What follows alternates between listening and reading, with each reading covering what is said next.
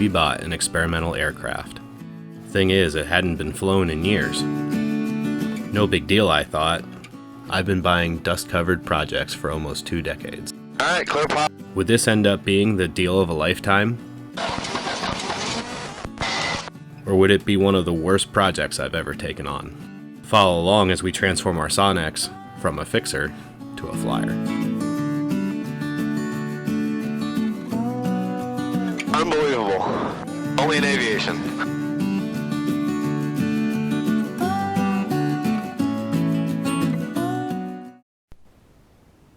Alright, let's see what we've got to work with here and work on. This is what I have left of the Canopy after it was left unlatched and wind took it, as what happens. Here's the Canopy frame. As we can see, it's broken. Don't know if this has happened to anyone else, but looks like when the wind took it, it cracked it right around. So I'm going to have to put a smaller diameter tube in there and then get someone to weld it for me. Now, since I'm already doing all this with the Canopy, I hear a lot about the swing back canopies for the Sonex. And the only complication I'd have with that is my ELT antenna right here. The only thing is, everything references to go on the ASA, the American Sonex Association website, and get the plans, and it sounded like you could order a kit for it too. I could be wrong on that one. But all the links on the website are dead, so... But if anybody happens to have the plans or know what's necessary to do the swing pack canopy, it's something I'm definitely considering, and I'd love to know more about it. Canopy's already on the list to have to replace. But this windscreen here, upon closer inspection, see in the pictures this was very dirty, and I already went through and cleaned it once with lemon pledge, but if we take a closer look, I'm hoping this comes out. You can see some cracking. We got some cracking down here. Yep, definitely got some cracking down here. I didn't even notice that until I cleaned it, but if we look even closer, yeah, you can kind of see it when I move the camera around. There's a crack there. And when we come to the other side, you can see there's some cracking here. So the windscreen is just a flat piece of Lexan, and you cut the template out, you cut the shape out and lay it down on top. And it looks like, I don't know if it's, maybe it was a defect in the Lexan and just over time it worked its way through as a crack, or what the case may be. But if I'm already taking the time to do all this other stuff, looks like I'm replacing a windscreen too. Don't want to put a brand new canopy on with a cracked windscreen, who knows.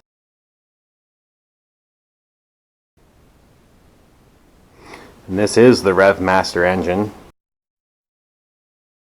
If you're not familiar with it, this is an air-cooled Volkswagen engine. It has their version of the aero conversions, aero injector. I forget exactly what they call it right now. Well, it is a slide carburetor. You don't have the float bowl, and you don't have to worry about carb ice. See, got our spin-on oil filter in the front here. Standard Volkswagen automotive oil filter. That's where we add our oil and where we check our oil level.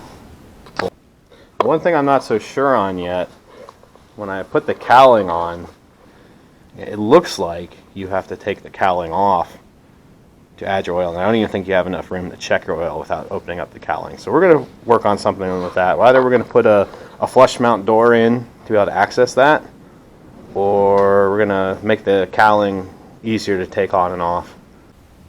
Battery was dead when I went to look at the plane and pick it up. Wasn't taking a charge, and I tried with my charger and still wasn't. So got a new battery on the way. So I haven't powered this airplane up at all yet. I hadn't started the engine. Did pull the blades through a couple times. It does have good compression. Everything does feel good, sounds good. So I'm not too worried about it.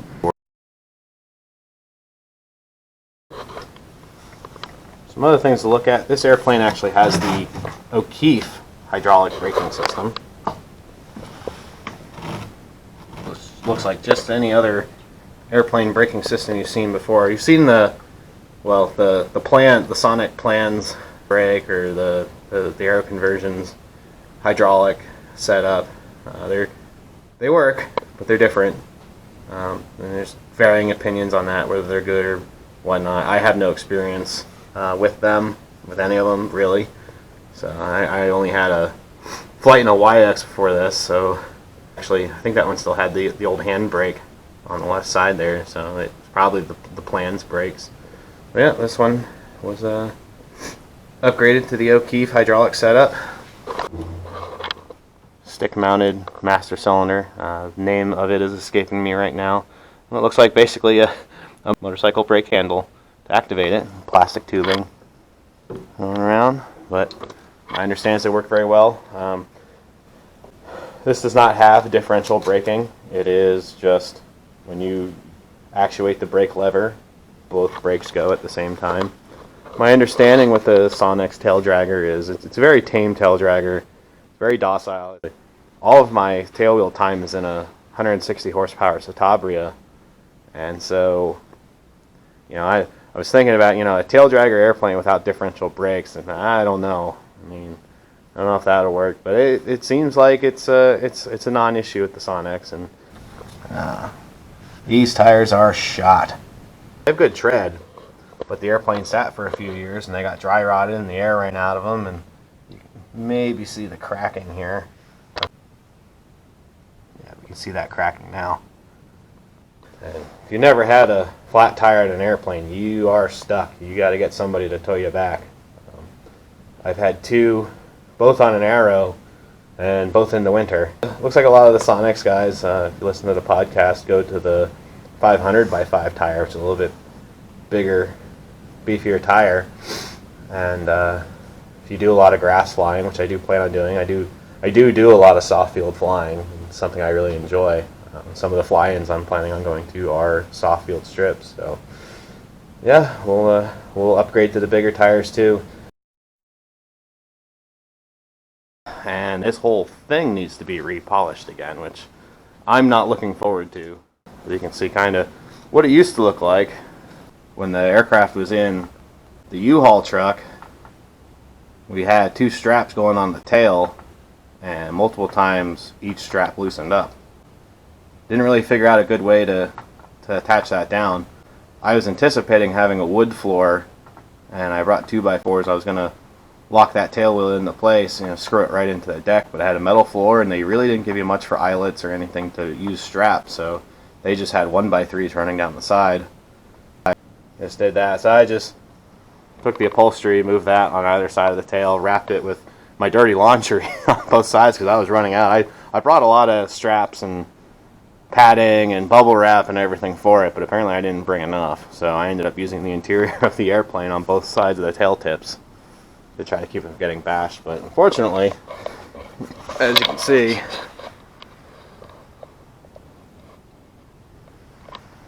that one did get some damage. I mean, it's a simple fix, some lightweight filler, sand it, prime it, paint it.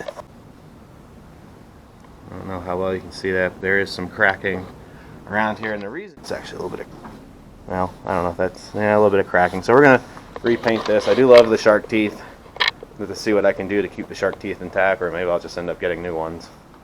Yeah. And that brings me to the next thing. You see it's fairly plain airplane, with the exception of the black tips on both the wings and the tail, and black cowling with the shark teeth, but my plan is to continue the warbird theme. Today I want to take a look at the panel and look at the avionics and everything. So I think what I'm going to do is I'm going to move my four-wheeler over there, and run some jumper cables and see if that works. Maybe it does, maybe it doesn't. But I am really interested to see what these two gauges actually show. Not a whole lot of room there. Not a whole lot of room back there, so on this cold, wintry, snowy day, I'm going to have to open up the garage door and move things around.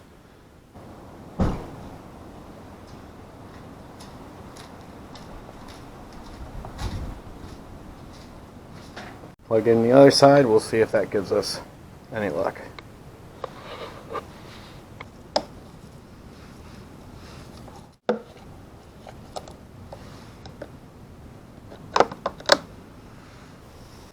Master? Nothing.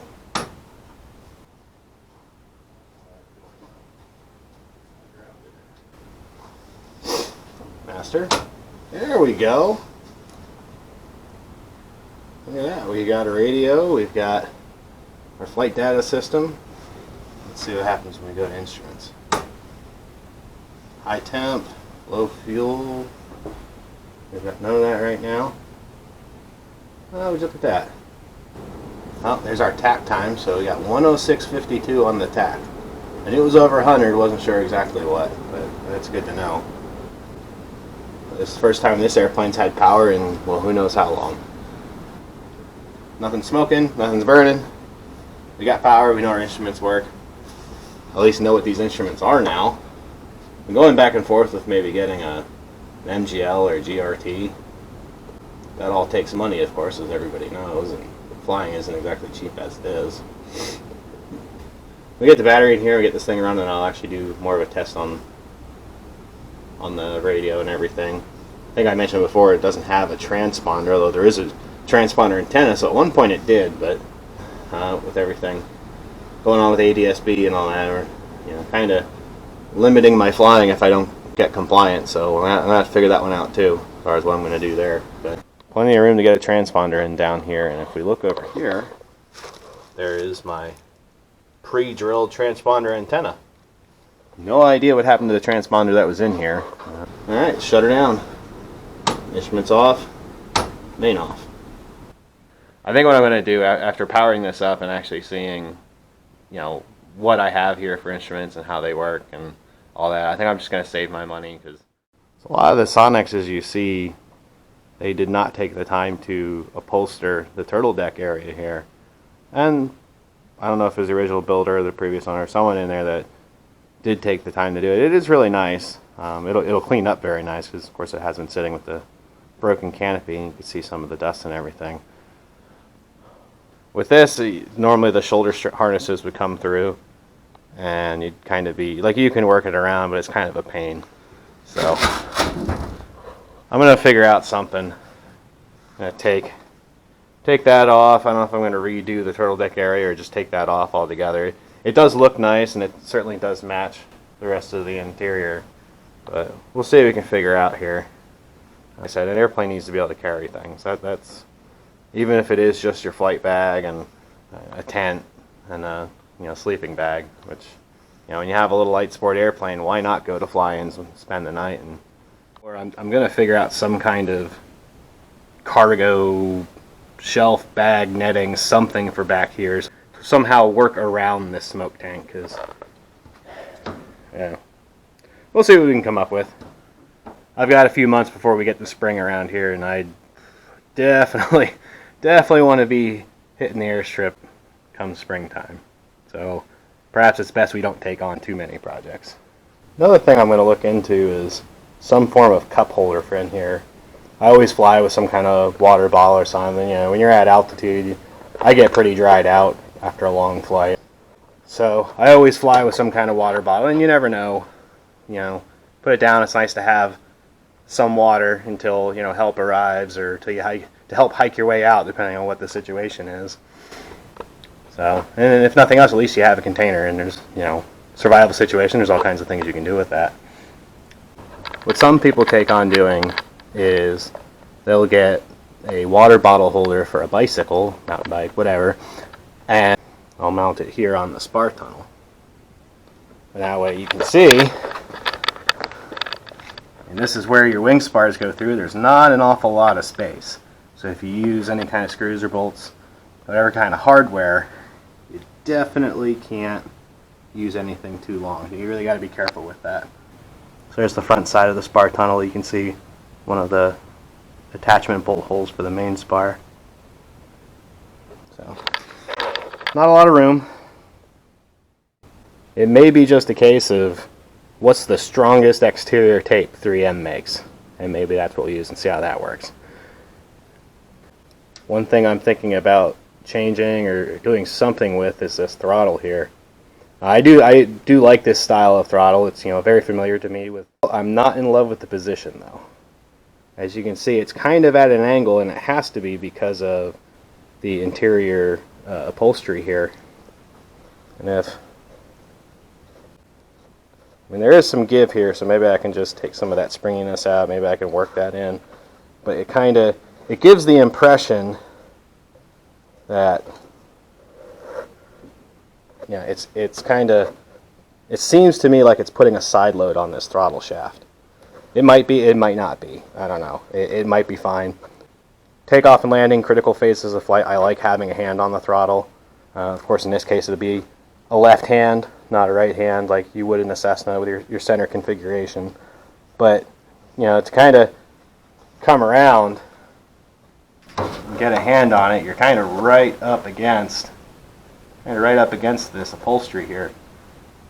So it's kind of, I feel like it could be in a better place. Of course, Aero Conversion makes their lever style throttle. It is a nice piece. I have seen it on a few Sonexes. The YX that I looked at, it had it. It is very nice. Maybe we'll convert over to that. I don't want to go too crazy with mods and options, and spend more time in the garage than the airport. So my understanding is this bracket here is structural, as is the actual instrument panel. And so we don't want to start drilling a whole bunch of extra holes in here or anything.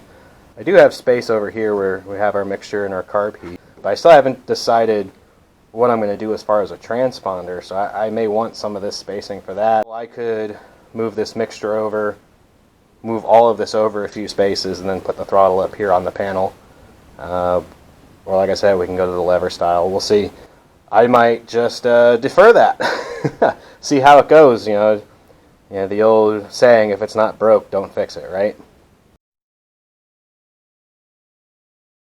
Now I am going to make one modification today on this video, real quick. I think it helps the airplane and I get off on the right foot. Just kind of serve as a reminder of what I have on the ground.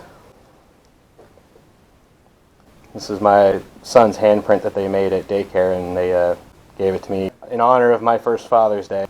I knew once I got this, I was either going to put this in the old car, or when I got an airplane, it was going to go in the airplane, and I've pretty much decided it's going in the airplane. So right now, for this throttle where it is, I think we're going to put it around the throttle.